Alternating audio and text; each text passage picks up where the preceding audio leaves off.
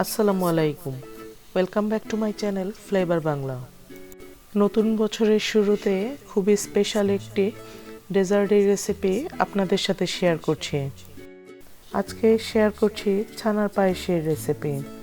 খুবই শাহি ও অসাধারণ মজাদার এই রেসিপিটি আশা করছি সবার কাছে খুবই ভালো লাগবে।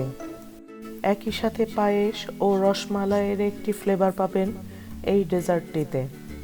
সবার কাছে অনুরোধ রইল রেসিপিটি শুরু থেকে শেষ পর্যন্ত দেখবেন, কারণ আমি অনেকগুলো টিপস শেয়ার করব আপনাদের সাথে। যারা আমার চ্যানেলটিতে নতুন, সবার কাছে অনুরোধ রইল প্লিজ আমার চ্যানেলটিকে সাবস্ক্রাইব ও শেয়ার করে রাখবেন এবং পাশে থাকা বেল আইকনটিতে ক্লিক করে অল অপশনে ক্লিক করে রাখবেন। তাহলে নতুন ভিডিও আপলোড হওয়ার সাথে সাথেই আপনার কাছে রেসিপি পৌঁছে যাবে। আমি এখানে অর্ধেক কাপ চিনি গুঁড়া চাল নিয়ে 30 মিনিট পানিতে ভিজিয়ে রেখেছিলাম।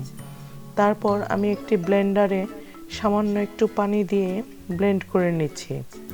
এখানে কিন্তু পুরোপুরি পেস্ট তৈরি করে নিচ্ছি না, সামান্য একটু দানা দানা থাকছে চালটি।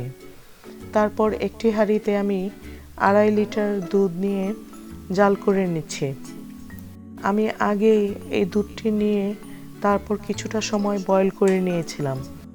তারপর আগে থেকে ব্লেন্ড করে রাখা চালের মিশ্রণটি দুধের মধ্যে দিয়ে অনবরত নাড়াচাড়া করে নিচ্ছি। পাশে একটি চুলাতে আমি এখানে একটি প্যানে 2 টেবিল চামচ ঘি দিয়ে দিচ্ছি। এই হোমমেড ঘিয়ের রেসিপি আমার চ্যানেলে আপলোড করা আছে। আমি আই বাটনে ও ডেসক্রিপশন বক্সে লিংক দিয়ে রাখবো, আপনারা দেখে নিতে পারবেন। তারপর ঘিয়ের মধ্যে 2 টেবিল চামচ কিশমিশ দিয়ে সামান্য একটু ভেজে নিচ্ছি। তারপর এখানে 1 কাপ ছানা দিয়ে দিচ্ছি। ছানাটা হালকা করে ভেজে নিচ্ছি এই ঘিয়ের সাথে। আমার চ্যানেলে বিভিন্ন ধরনের ডেজার্ট, কেক ও স্পেশাল শাহি ডেজার্টের রেসিপিগুলো আপলোড করা আছে।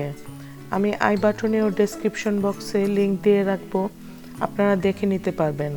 আশা করছি আপনাদের কাছে ভালো লাগবে। ছানার সাথে আমি এখানে 2 টেবিল চামচ চিনি দিয়ে দিচ্ছি। ছানা এবং চিনি সামান্য একটু রান্না করে নিয়ে তারপর চুলার তাপ বন্ধ করে দিচ্ছি। আমার চ্যানেলে আরও যে আকর্ষণীয় শাহি ফুডের রেসিপিগুলো আপলোড করা আছে, সবাইকে আমন্ত্রণ রইল ভিডিও অপশনে বা প্লেলিস্টে গিয়ে দেখে আসার জন্য। একেবারেই পারফেক্ট রেসিপি পেয়ে যাবেন এই চ্যানেলটিতে। তারপর এখানে 2 টেবিল চামচ বাদাম বাটা দিয়ে দিচ্ছি। আমি এখানে কাঠবাদাম বাটা ব্যবহার করছি। এখানে কিন্তু আপনারা চাইলে কাজু বাদাম বাটাও ব্যবহার করতে পারবেন, কিন্তু কোনো অবস্থাতেই চীনা বাদাম বাটা ব্যবহার করা যাবে না। প্রথমেই দুধের মধ্যে চালের মিশ্রণটি ও বাদামের মিশ্রণটি বয়েল করে নিতে হবে। তারপর এখানে 1 কাপ পাউডার দুধ দিয়ে দিচ্ছি। পাউডার দুধ ইউজ করলে এর ফ্লেভার অনেক ভালো আসে, তাই এখানে আমি পাউডার দুধ ইউজ করছি। তারপর যখন চাল বয়েল হয়ে যাবে সেই পর্যায়ে 2 কাপ চিনি দিয়ে দিচ্ছি। চিনিটা আপনি আপনার টেস্ট মতো তারপর ব্যবহার করবেন। তারপর এখানে আগে থেকে রান্না করে রাখা ছানাটি দিয়ে খুব ভালো করে মিলিয়ে নিচ্ছি দুধের সাথে। চুলার হিটে ছানাটা কিন্তু দলা পাকিয়ে যেতে পারে, সেই ক্ষেত্রে ছানাটি চামচ দিয়ে আস্তে আস্তে ভেঙে দিচ্ছি। ছানার মিশ্রণে অসাধারণ টেস্ট তৈরি হবে এই পায়েসটিতে। একে তো পায়েসের অসাধারণ টেস্ট, সাথে রয়েছে আবার ছানা, সাথে আপনি একই রকম রসমালাইয়ের ফ্লেভার পেয়ে যাবেন। তারপর এখানে 2 চিমটি জাফরান দিয়ে দিচ্ছি।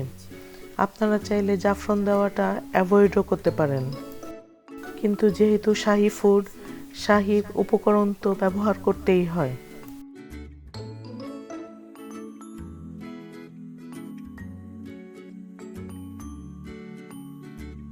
যখন পায়েসটি ঘন হয়ে আসবে সেই পর্যায়ে 4 ভাগের 1 চা চামচ কেওড়া এসেন্স দিয়ে দিচ্ছি। আপনারা চাইলে কেওড়া ওয়াটারও ব্যবহার করতে পারবেন। সাথে 1 চা চামচ জাফরান এসেন্স দিয়ে দিচ্ছি। আপনারা চাইলে স্কিপও করতে পারবেন।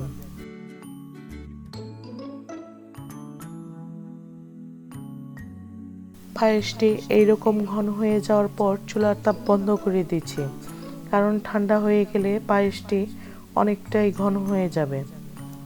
তারপর এখানে আমি সার্ভিং ডিশে ঢেলে নিয়ে পেস্তাচিও বাদাম ছড়িয়ে দিচ্ছি।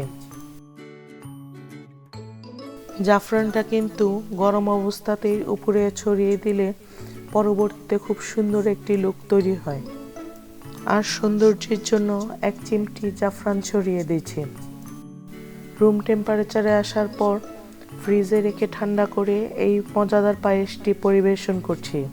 আজকের এই শাহী ডেজার্টের রেসিপি আপনাদের কাছে কেমন লাগলো মতামত জানিয়ে কমেন্ট বক্সে কমেন্ট করার অনুরোধ রইল। আমন্ত্রণ রইল আমার চ্যানেলটিকে সাবস্ক্রাইব, লাইক ও শেয়ার করার জন্য। আজকের মতো এখানেই শেষ করছি। সবাই ভালো থাকবেন, সুস্থ থাকবেন। আল্লাহ হাফেজ।